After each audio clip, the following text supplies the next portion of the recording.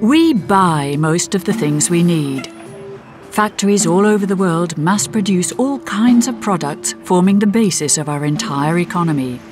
But all that is changing. With the rise of digital fabrication, most notably 3D printing, it's becoming easier to make the things we want ourselves. A movement of makers, people who design and make what they need, is growing all over the world. And people need less and less knowledge or experience to take part in it. The impact on our economy is huge. Well-known economic principles are being undermined as the production of physical goods is being dragged into the digital age. This is what you can expect. You leave home to go to a remote place to do work that you wouldn't otherwise do, but you have to do it. Making something somebody you don't know designed to sell to somebody you'll never see, to then get money, to then get stuff you want. That's kind of how we do it. So we're starting to realize that the makers organization and makers in themselves are very innovative in developing technology, especially for some technologies that NASA needs in the future. We thought there'd be a firewall, and that the zero marginal cost phenomenon would not move from the virtual world of bits over the firewall to the real world, the brick and mortar world of atoms. That firewall's now been breached. This is Backlight. Welcome to your self-made future.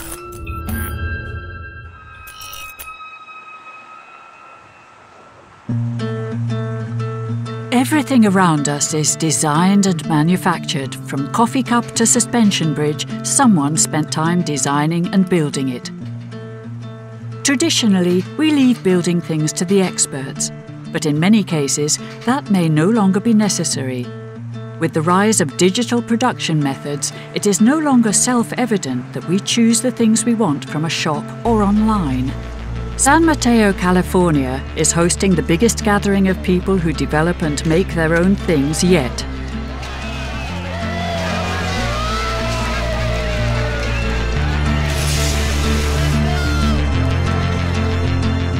Although these makers might look like a bunch of cheerful hobbyists, according to Jeremy Rifkin, author of the Zero Marginal Cost Society, they are the vanguard of big changes in our economy.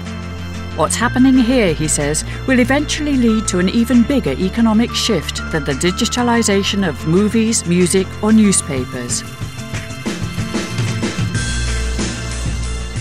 It's designed to allow millions of small players to come together directly, bypass vertically integrated centralized businesses, and not only create their own information, their own entertainment, now their own energy, but now also their own physical products. And this brings the makers movement onto the center stage of world history.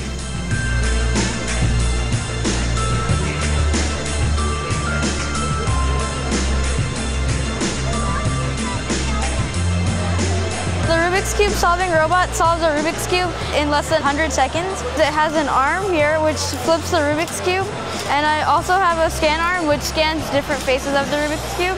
This IR sensor here also detects when the Rubik's Cube is present, and as you can see, it's solved right now. Shows like this Maker Fair, where hundreds of thousands of people gather to show what they've made, are attracting large crowds in Europe too. But why are people making things themselves? Chris Anderson, former editor-in-chief of Wired magazine, wrote a book about the maker movement and is a regular visitor to the fair. It feels like the garages of the world have opened up, and here they are. This is what everyone's been working on all year, and they get this one chance a year to show it to everybody, and they're so proud of what they've done, and they're so excited about explaining it.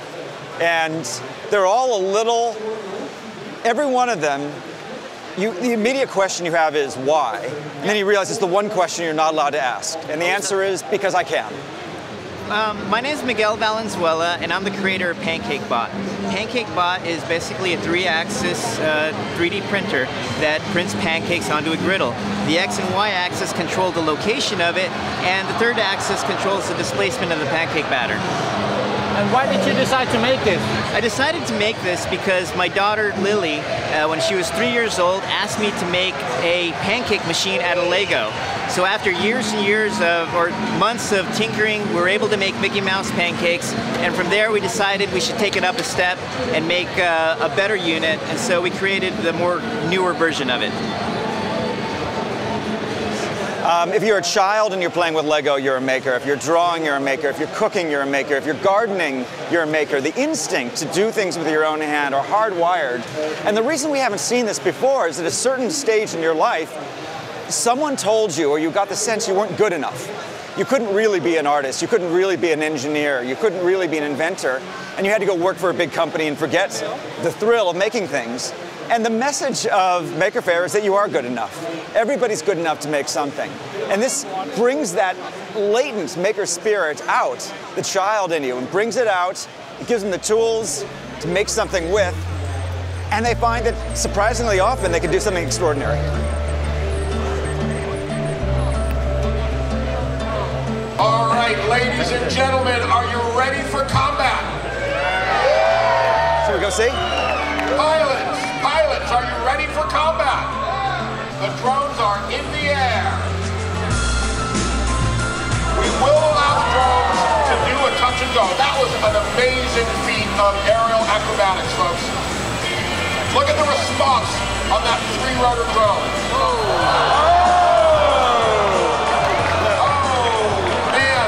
Like my first marriage, caught in a web of destruction. That is horrible. Is there sort of like a difference in satisfaction between making something and buying something? There's actually been a lot of research on that. It's called the IKEA effect, where if you buy a table versus making a table that you bought from IKEA, you actually value the table you made more. Exact same table, but they do research on like what would you pay for it and how much do you like it. And anything you assembled with a screwdriver, an Allen wrench, is something you have a relationship with. There's a little bit of you in it. And this is across all cultures, genders, ages, everything.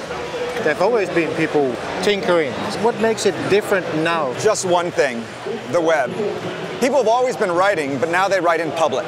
People have always been creating, but now they give it away. They share it. They publish as well. The web's #1 lesson was do things together. It's not DIY, it's DIT. You pop this crank right here, you flip it out. No way! And you hold it like this and you turn it. That's awesome. And then you make GIFs, and it synchronizes with your phone. And we think it's pretty fun.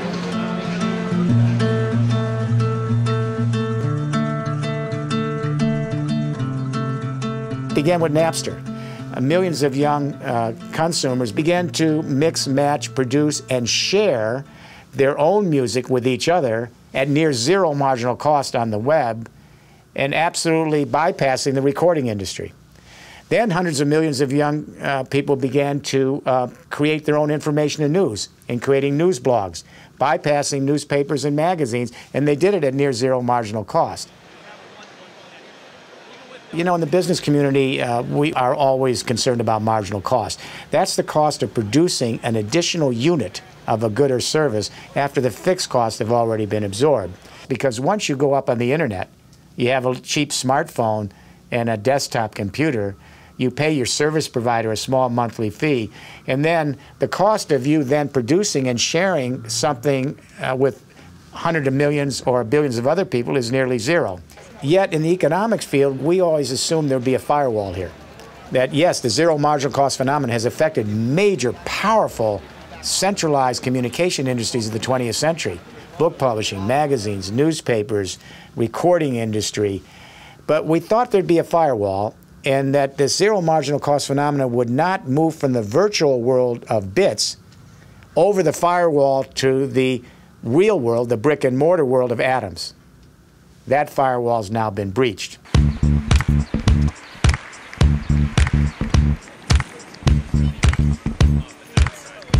The machines with which we make physical products have changed considerably in recent years.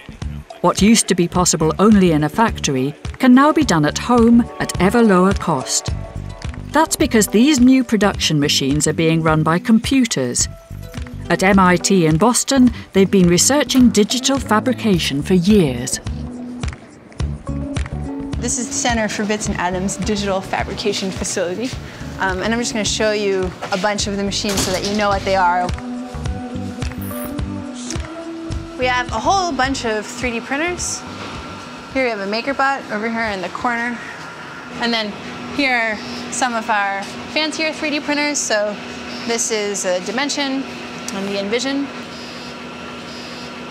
And then over here, this 3D printer was developed by students from our research group, the Center for Bits and Atoms.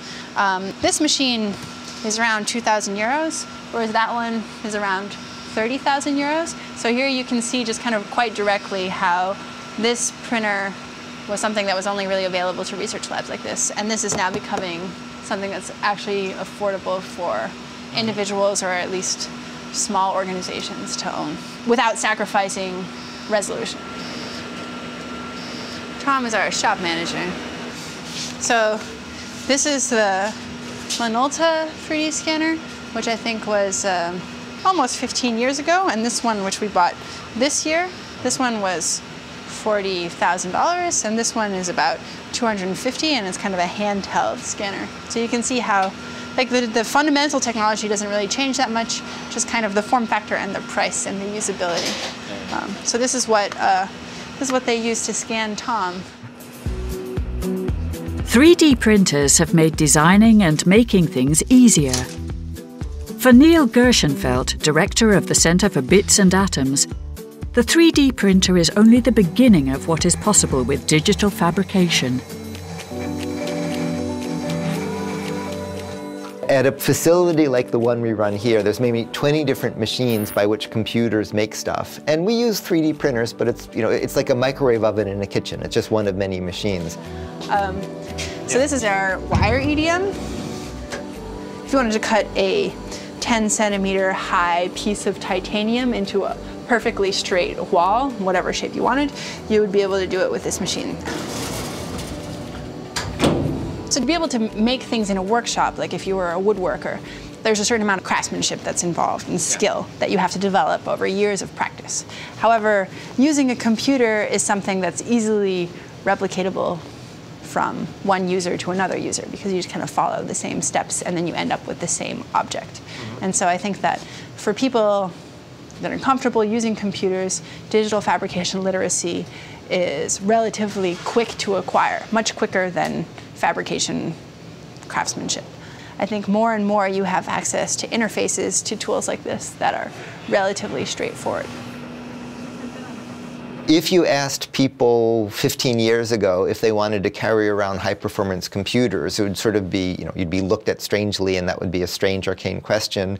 Most everybody today in the developed world in their pocket has what would be called a supercomputer. You can't think of functioning in modern society without computational tools, and I suspect it'll be something similar to that. Now, you have, kids developing apps and apps that are used by millions of people, and so I think that something similar will happen for digital design and digital fabrication. Digital fabrication is personal fabrication. It's not making what you can buy in factories, it's making what you can't buy in factories. It's individuals creating. The head of digital equipment famously said, "Nobody needs a computer in the home." You have computers at home and DEC is bankrupt.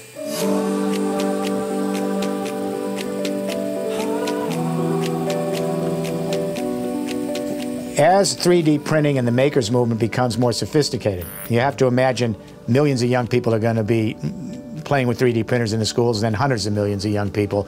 So in the next 20 years, we're going to see the possibility of a whole generation becoming infofacturers. It's not really manufacturing. There's no manual involvement with it. There's almost no labor involved with the process. It's info as in information. It's infofacturing.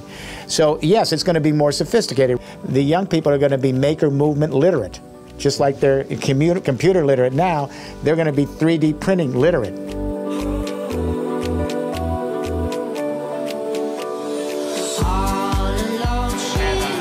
Honestly,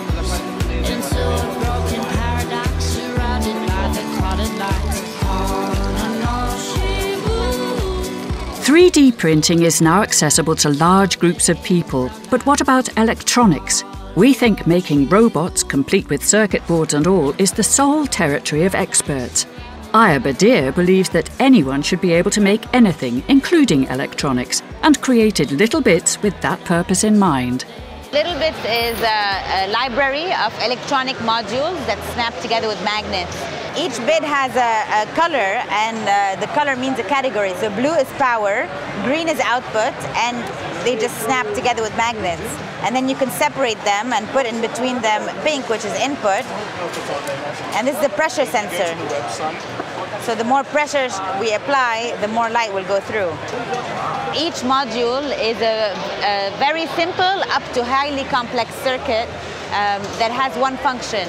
So light, sound, sensors, motors, solar panel, wireless. Some are very simple, some are very complex. So you can make, for example, a robot or a mock-up of a new consumer electronic device. So many electronics that we buy every day, whether computers or your phone or your microwave, they're black boxes. You know, you buy the product and then if it breaks, you throw it out and you never look inside. So with Little Bits, what we try to do is break open this circuit board and allow you to see what's inside. One of the big inspirations for Little Bits is this movement of democratizing technology.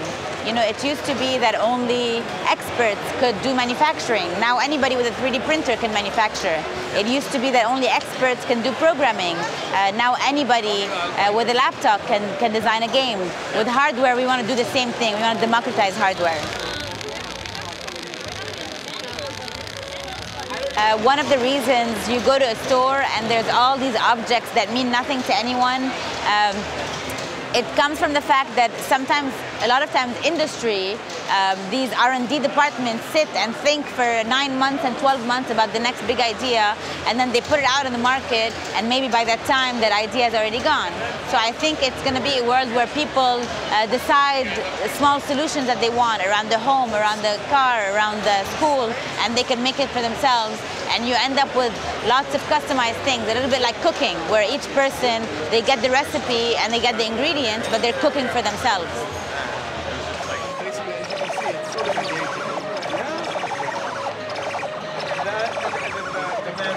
You go into any one of these booths, and 10 years ago, it would have required a PhD.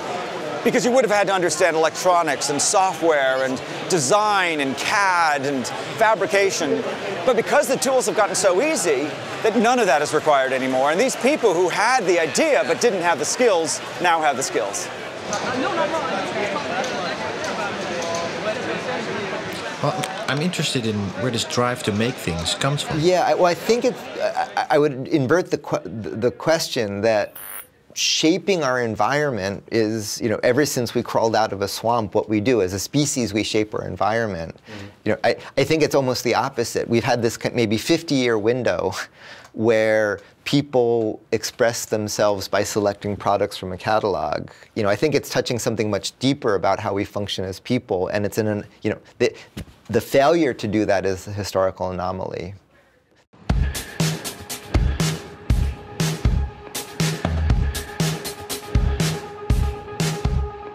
Now that fabricating products ourselves requires less and less knowledge and skill, the classic model of mass production is under attack. At Shapeways in New York, they've thought about how people will make products in the future.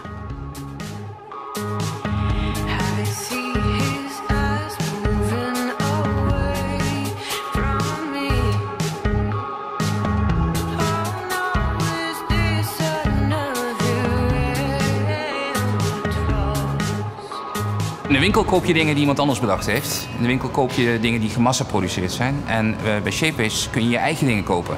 Dus als je iets bedenkt en je ontwerpt het in 3D, met 3D-software op je computer. Of je gebruikt de tools op onze website om iets aan te passen. Op die manier kun je producten krijgen die nog nooit iemand anders gezien of gehad heeft. En je kunt die dan bij ons bestellen. Die maken we dan op verzoek. En afhankelijk van het materiaal, want we maken het in plastic, maar ook in metaal en zelfs in zilver, goud en platinum, wordt het dan in zo'n 5 tot 10 dagen naar je toe opgestuurd.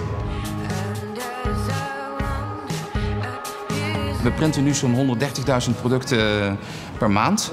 En we verwachten aan het eind van het jaar dat dat rond de 250.000 tot 300.000 producten per maand is. Dus meer dan verdubbeling ieder jaar. Dit zijn armbandjes die we maken voor een project dat we doen samen met Google. En wat je kan doen is je eigen armbandje ontwerpen. En het eindresultaat is een custom armbandje die in verschillende kleuren dan besteld kan worden. En die maken wij. En we maken er zo'n 6.000 tot 7.000 per dag. Dus voor ons was dat een hele normale vraag om iedere dag 6.000 unieke producten te maken. En voor een gewone fabriek is dat onmogelijk. De massaproductie wat we kennen, dat is eigenlijk onze hele samenleving op ingericht. We hebben marketing om uit te vissen of we producten kunnen bedenken die honderdduizenden mensen willen kopen. En we hebben hele grote bedrijven die heel veel geld hebben om fabrieken te kunnen hebben om die producten met honderdduizenden tegelijk te maken. Enzovoort, enzovoort. Onze hele samenleving is erop ingericht. Bij 3D-printen is dat allemaal niet meer nodig. Omdat je met één product bijna voor de prijs kunt maken als wat je met massaproductie honderdduizenden zou moeten maken, kan je in één keer een product proberen. En als je dat product dan hebt, kun je dat aan mensen laten zien. En als ze zeggen van nou is het niet goed genoeg, dan verbeter je het. En als ze zeggen wauw, dit is geweldig, dan verkoop je het. En dus het prototype en het eindproduct worden bijna hetzelfde. En de marketing is de reactie van de klanten op het uiteindelijke product. En dat is een totale andere manier van denken. En daarmee zullen dus de innovaties veel sneller gaan. Maar ook voor iedereen is het nu in één keer mogelijk om producten te gaan verkopen. En dat was eerst alleen maar mogelijk voor grote bedrijven.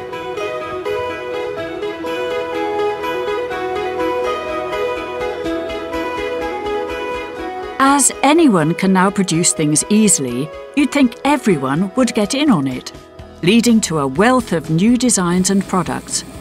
Joris Laarman, designer in Amsterdam, saw the potential of digital fabrication, but was dissatisfied with the designs available for 3D printing. We zijn eigenlijk een beetje uit onvrede van wat er tot nu toe te 3D printen is. En wat er te vinden is op het internet, wat je kan downloaden en 3D printen. Zijn we iets gaan ontwikkelen wat echt functioneel kan werken. Dus nu zijn we gaan kijken van kunnen we niet dat 3D printen gaan gebruiken om functionele stoelen te gaan maken. En in dit geval hebben we letterlijk het puzzelstukje gebruikt waarmee we een stoel in elkaar konden puzzelen. Dus deze stoel bestaat uit 77 stukjes die allemaal thuis uit te printen zijn. En die je vervolgens zelf kunt assembleren tot deze stoel. Voor deze variant heb je nog houten poten nodig. En dat zijn eigenlijk standaard bezemstelen die je koopt bij de doe-het-zelfzaak die overal te krijgen zijn. En op deze manier kan je eigenlijk voor ongeveer €30 een stoel zelf printen. En dat is naar mijn weten nog lager dan een IKEA-stoel.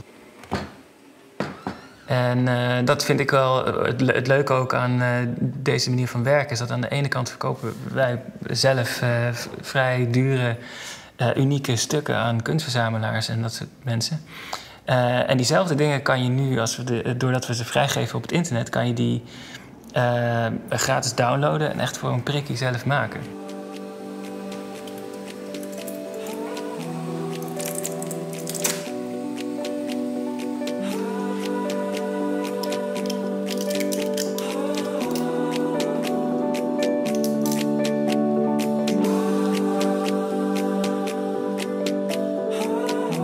Ik vind het interessant om te kijken wat de technologie van mijn generatie of mijn tijd, hoe dat de wereld gaat veranderen.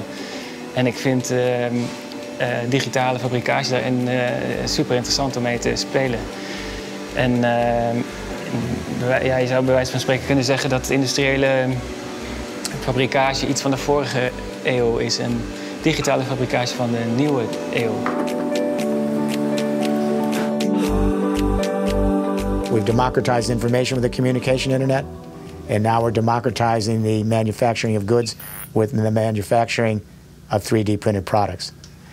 This is a shift from a vertically integrated, centralized control of economic activity that was so much a part of the first and second industrial revolution to a flat economic activity where hundreds of millions of people can come together on an Internet of Things platform in a collaborative commons at near zero marginal cost and share directly with each other and create economies of scale that are lateral.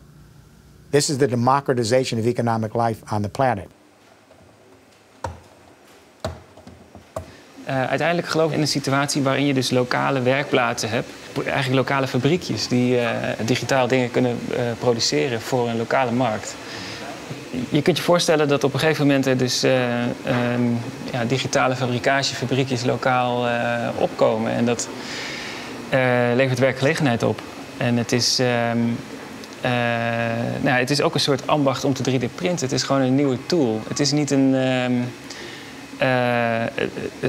robot die het werk van mensen overneemt. Het is een andere manier van dingen produceren. Die het waarschijnlijk efficiënt genoeg maakt om het ambacht juist weer terug te brengen in de maatschappij. Ten opzichte van al het geoutsourcede industriële productie. Eigenlijk een hele onlogische manier van maken is. De grondstof haal je aan de ene kant van de wereld, die breng je naar China. In China wordt het gemaakt en vervolgens komt het weer terug. En dan hier wordt het gedistribueerd naar winkels. En het is eigenlijk een veel directere manier van maken. Is dat je bedenkt iets aan de ene kant van de wereld. Je stuurt je blueprint naar de andere kant van de wereld. En lokaal wordt het daar gemaakt en verkocht en gebruikt. En dat is eigenlijk vind ik een veel logische manier van produceren. Our whole modern economy, think about the assumptions. You leave home to go to a remote place to do work that you wouldn't otherwise do, but you have to do it. Making something somebody you don't know designed to sell to somebody you'll never see, to then get money, to then get stuff you want. That's kind of how we do it. If individuals can create what they consume, it fundamentally challenges all the steps in that sequence. And so it's not just you can create new businesses, you can, but it also really revisits the whole, remember the goal isn't business, it's happiness, it's livelihood, it's all of that. You can really get to the desired outcomes of making money in many ways much more directly than the way we do jobs today. So it's not just different businesses, it's really revisiting assumptions in the economy.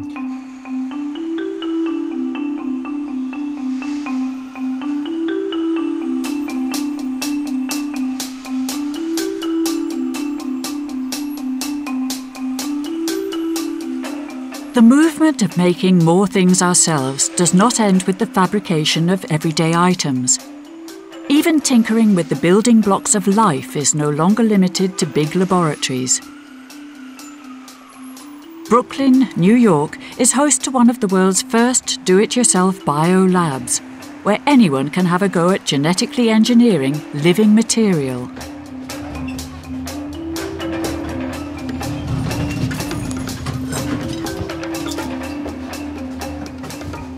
This is a working molecular biology lab. You're able to do pretty much anything that a professional lab would be able to do. This is the main area of GenSpace. We have a couple of key pieces of equipment. Oh, this is very noisy. This is an incubator shaker, so you incubate bacterial cultures and you shake them, and that aerates them. This is the main lab. It's essentially everything you need to do molecular biology. We have things like gel electrophoresis rigs, a PCR machine, various small pieces of equipment like a vortex mixer, a heat block. We can genetically engineer bacteria, yeast, plants. We're working with things that are non-pathogenic to humans. We could work with mouse cells, though, for example. A couple of schoolgirls decided to do a project on truth in food labeling. And they used this PCR technique called DNA barcoding, where they took samples of the fish in their local sushi restaurants. And this technique will identify what species things are. So they found that 50% of the fish was mislabeled. So I'm anticipating at some point there is going to be some sort of kitchen apparatus that you're going to be able to put a piece of food in and it's going to spit out what it is. Yes. Yeah, 14N, the 2010. Okay. It's not taken. It's not taken, yes. Yes, we have the part. There's a lot you can do with very basic lab equipment, particularly now since some of the more expensive things or things that were done in core facilities of universities are now fee-for-service and quite cheap. For example, DNA sequencing is a typical thing. The price of sequencing is so low, particularly first-generation Sanger sequencing, that anyone could afford it, really. I mean, you can send a piece of DNA out to get sequenced for, say, a barcoding experiment. Say you want to identify something in food. You just literally put the tube in a FedEx envelope and you send it off to a sequencing facility, and for about $20, you'll get a sequence back. And where did you get all the machines? A lot of them are from a lab I used to work in, and a lot of it is also bought off eBay. I think someone estimated once that for $5,000 you could set up quite a nice lab. And what kind of people frequent the lab right now? About a third of our users are artists. And about a third of the people have a background in either engineering or computer science. So the idea of biology as an engineering discipline, standardized DNA parts, writing the code of life, the way you would write computer code, really resonates with them. And the last third is completely miscellaneous. We have everybody from filmmakers to people that make wine and are interested in yeast, of course, and little microorganisms. This is a very DIY. It's actually something I think for making creme brulee. You can get it online. We certainly want to put the isopropanol alcohol way away.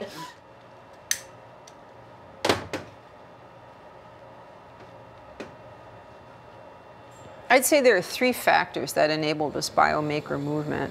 One of them is the maker movement in general. I think people are more aware. People are more interested in participating in making things. It's become, you know, very trendy, and also it's fun. So there's that.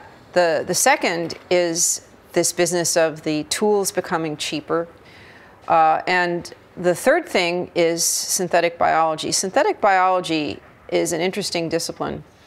It was essentially conceived of by people who were not in the biology field. They were in computer science and engineering. And they looked at biology as a challenge, as the next engineering challenge. If you want to give me a hand and learn also basically the components of this kit. So this is just a commercial kit for extracting plasmid DNA from bacteria. And it has a number of different solutions in it. There's a huge power in being able to explore for yourself without a middleman the world around you. And now that reading and writing DNA code has become easier and cheaper, it's starting to become accessible to the average person on the street. Well, you make it sound like it's... Well, it is. You know, if DNA were large enough to see, I don't think people would be so awed by it. It's really, it's a physical molecule. It carries information. It can be manipulated. It's not that, you know, if everyone could do, you know, genetic engineering in this lab where people come in and do it side by side with their teenage daughter, the mystery would be gone. The fear would be gone. And I think, to me, you have to understand, my deeper motivation, sort of under everything, is that I'm a scientist, I love science, and I'm just appalled at how little the general person knows, the general public. And scientists are terrible at communicating, normally. And you get this us-them situation where they're telling you, well, it's safe, or it's going to work, or whatever, and don't worry, we have the knowledge. And the people have no way of validating it from their own knowledge. And I'd like to see the day when DNA science becomes like electricity. Everybody has sort of a working knowledge of it.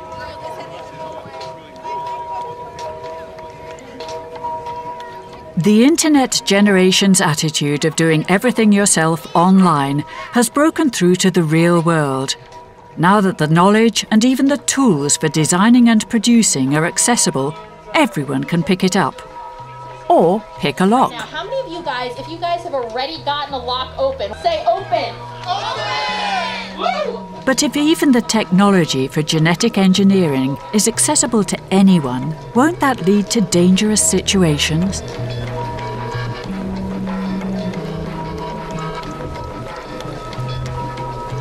We do work with the government, which does have some concerns, but in general our experience has been digital fabrication helps fill unmet needs, and doing bad things is a mature need. So it's very easy to get guns.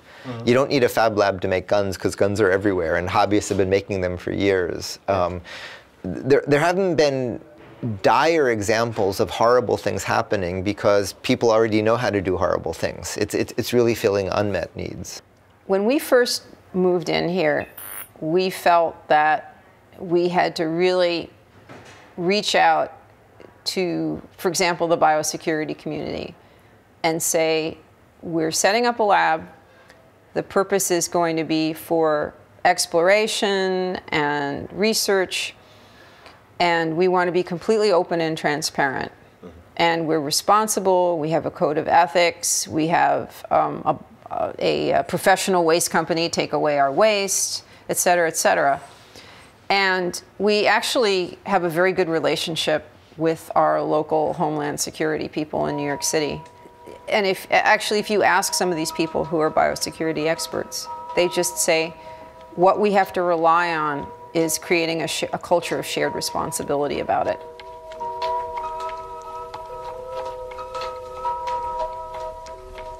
DIY bio is a more direct threat. Last week we ran a meeting here on turning data into biology and biology into data, and we invited Homeland Security and the FBI, and they participated and presented in the meeting, as partners to say, we need help in doing vigilance and oversight. And so that is a real concern. The one note, though, is noting that it's a real concern is if you look at AIDS or MRSA or any of the health issues we've had in the modern era, they're brilliant. If you look at their design, at how they work, we'd be hard pressed to come up with anything that nasty. And so you have to view this against the baseline as biology is busy with an arms race that's ongoing whatever else we do. The resolution is you can't control it, but what you want to do is you want to have benefits to opt in to help manage it. And so we try to build ways where people benefit by sharing what they're doing than working in secret.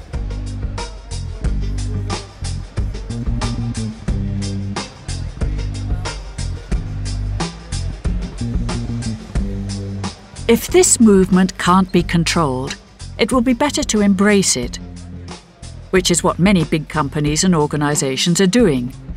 Space agency NASA, for example, is actively seeking out new technologies in the maker movement. We're starting to realize that the makers organization and makers in themselves are very innovative in developing technology, especially for some technologies that NASA needs in the future. Technologies that we're looking for are unmanned aircraft vehicles. We also look for robotic systems, autonomous robotic systems in particular. And we're looking for those people to come and engage in our activities through centennial challenges that NASA does, through competitions, through contracts, through grants. We're looking for innovative solutions to a lot of our problems. And so NASA realizes that the maker community can be a really good source of those solutions.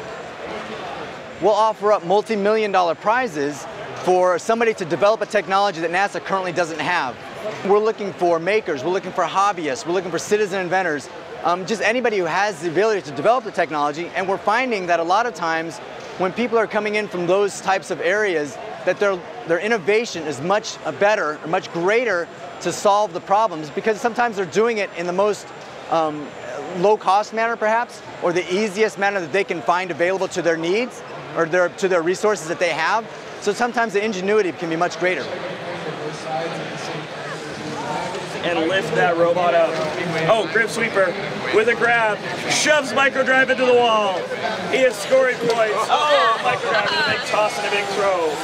Microdrive trying to get around the sweeper bot, but microdrive slips out of the hold. That's cool. Thank you. 2 thumbs up, guys. Hey, thank you very much. The Wright brothers are the perfect inspiration that we look for. They were a couple bicycle makers that built the world's first airplane. And that's exactly what we look for from these tinkerers, from these hobbyists, from these garage inventors. These are people that are, they're so intensely passionate about the technology that they're working on.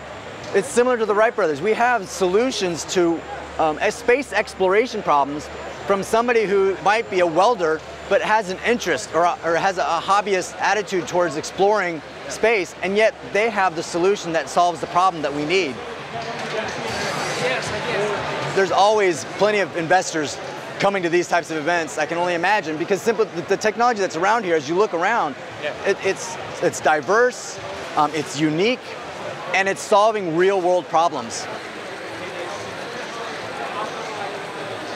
Once we remove the canister, the density of the atmosphere will be the same, so it will return to this size. So it's this. Did you ever try it with 2 balloons? I haven't, but we can try that. Both of them expand. You can turn it off there.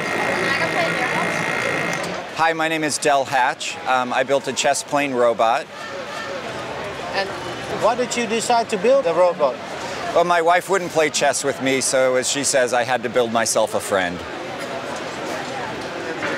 Playing chess against computers is not quite as natural because you're looking at a screen instead of playing over a chessboard.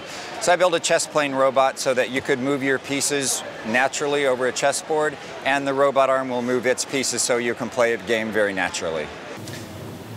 Dit is onze werkplaats. We hebben het nu ingedeeld dat ieder hok een andere functie heeft. Hier zijn we een nieuwe sensor aan het testen voor onze metaalprinter.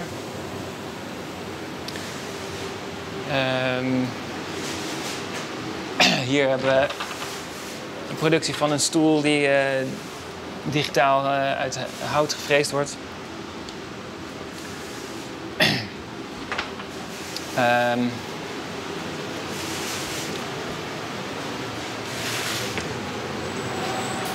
Hier is de printer aan het werk.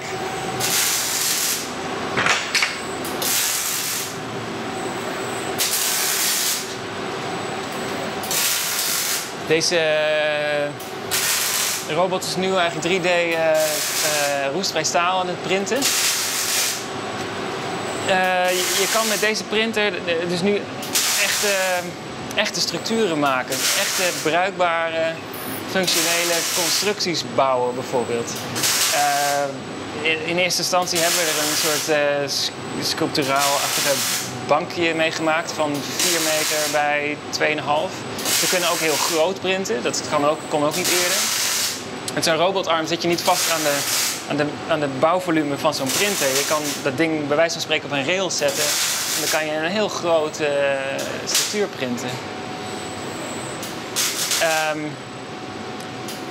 Ja, en het materiaaleigenschappen, dat is ook nog nooit echt eerder gedaan op deze schaal. Je kan echt hoogwaardige kwaliteit constructies printen. Nou, nadat we het in eerste instantie op het internet hebben gepubliceerd, is er hebben we heel veel aandacht gekregen vanuit allerlei hoeken. Dus vanuit mensen die op de universiteiten zelf mee willen gaan experimenteren, maar ook bouwbedrijven en botenbouwers en zelfs railsbeheerders van spoorwegen. Maar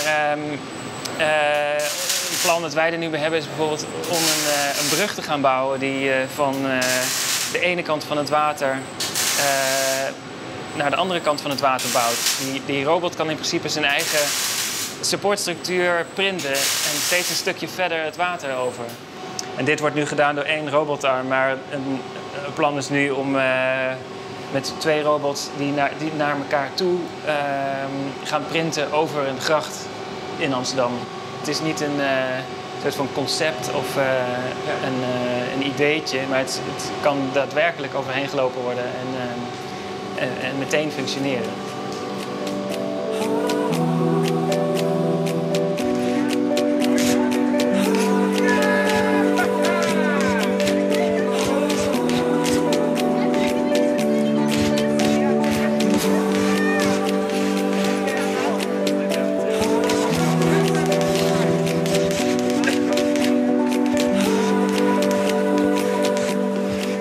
In a way, this is a return to a very old model. If you think about living in a remote rural village where all the trades and skills for village life were in the village, and you produce what you consumed.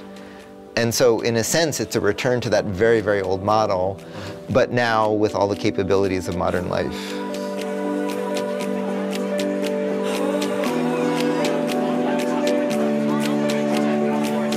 Gandhi understood the shortcomings of mass production, that it would lead to a small part of the population on the pyramid benefiting at the expense of everyone else. Sure, mass production would put out cheaper products and services, but it would also bring a lot of economic power to the top. And he preferred the idea of production by the masses, that each one spin their own wool, make their own products in their local homes. The problem was he lived in a moment where if you kept honest to that theory, people would stay in poverty. Because if everyone did handcrafts and produced in their own home and shared it in their own neighborhoods, they would still be in a pre-industrial setting.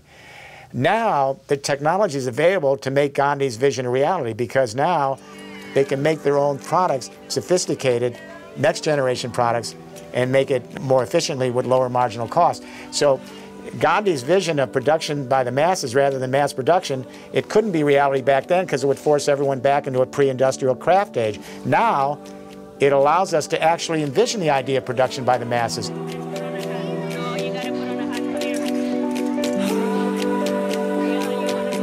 I never thought in my lifetime I would see a new economic paradigm emerge that could actually change the economic narrative. We may see the democratization of economic life over the next half century. Ich hoffe, dass Ihnen das Video gefallen hat. Klicken Sie hier, um das empfohlene Video anzusehen. Bitte abonnieren Sie unseren Kanal, um Updates über VPRO-Doc zu erhalten.